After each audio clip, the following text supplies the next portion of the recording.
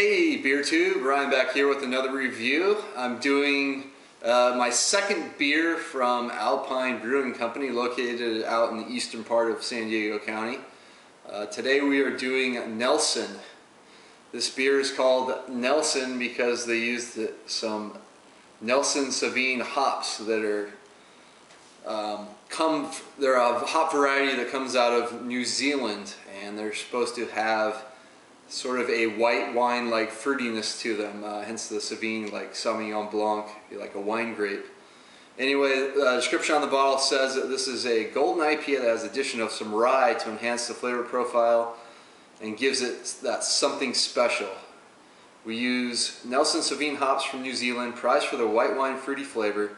The scent of fresh grapefruit greets you each time you lift your glass.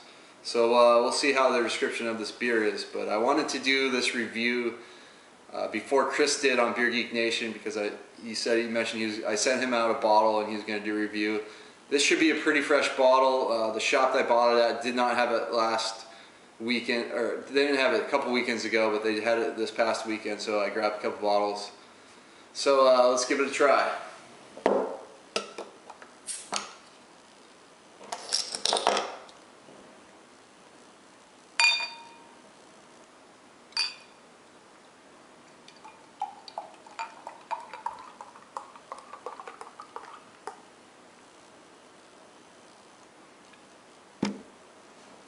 Alright, so typically with beers that have rye in it, they use it as a relatively small percentage of the grain bill, anywhere from like 5 to 10% of the grains.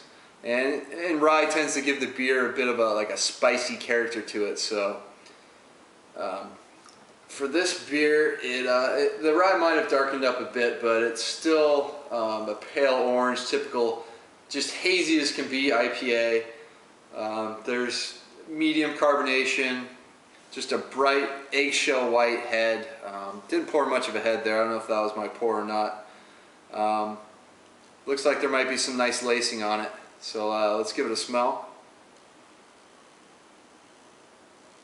Oh yeah, just big time grapefruit on this beer. Just the hops, those Nelson Sauvin hops. I mean, they're a hop that has a very high alpha acid percentage, somewhere in the like 12, 13 range. So not only could they use it as a bittering hop in the beer, but they could also use it for aroma and flavor as well. So I'm not quite sure what they did with this beer, but they might have just used Nelson all the way through. Just a ton of citric notes on this, especially grapefruit. I mean, you get a little bit of tropical fruit notes, maybe like a dried mango. Maybe a touch of spice, but mostly just tropical fruit, grapefruit. Not detecting a whole lot of malt on this. I forgot to mention the ABV on it. Let's see, it's 7%, so it's about an ABV. I don't know the IBUs. It's probably on their website, but 7%, typical IPA percentage. So let's go in for a taste. Cheers.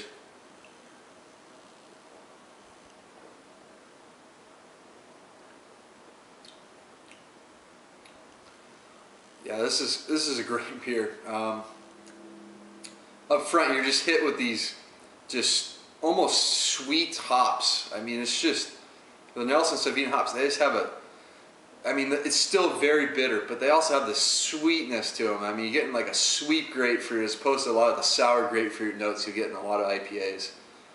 You get like some of that kind of sweeter, almost tropical fruit, gum-like flavor you'll get.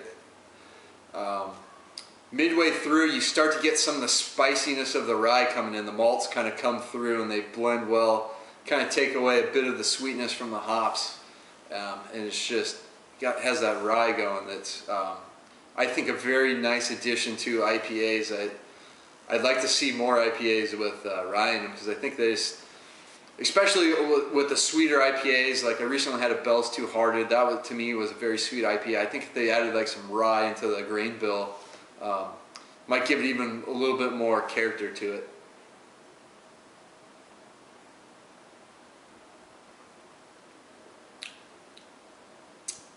Yeah, at the end, along with the spicy rye, you do get like a breadiness coming in from the rest of the malts. I'm assuming they're using like a 2-row barley, which is usually a standard IPA grain. And get that kind of at the end, along with some of the just regular bitterness you get from an IPA, but not overly bittering. It's fairly well balanced. Finishes really clean. Definitely a little on the dry side of things. I mean, yeah, I mean, any kind of bitterness, I mean, there's a bit at the end, but it just goes away. It leaves your palate very refreshed, clean, and just makes you want to drink more of this. I mean, you can really slug down this beer. If you've heard about Alpine and their IPAs, I mean, this is one of the best IPAs I've had. This is the reason you've probably heard about this brewery, at least one of the reasons. Pure Hoppiness is another excellent IPA from them, along with Duet. You can read my review on Duet at beergeeknation.com. But I've given this beer, it's somewhere between A and A+. I'm going to go A+ on this one. To me, this is a highly drinkable IPA. Goes great. It's really warming up here today. We're moving at work. We actually are moving close to Green Flash Brewery, which might come in handy. We'll see. But it's highly drinkable on warm days. The alcohol's completely hidden. No taste of it.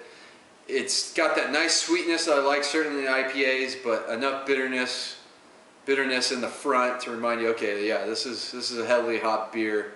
And the rye just adds those nice little spicy notes right in the middle of the beer to just give it, I mean, it's very well rounded, a lot of character, very easy to drink, and I highly recommend it. So that's Alpine's Nelson.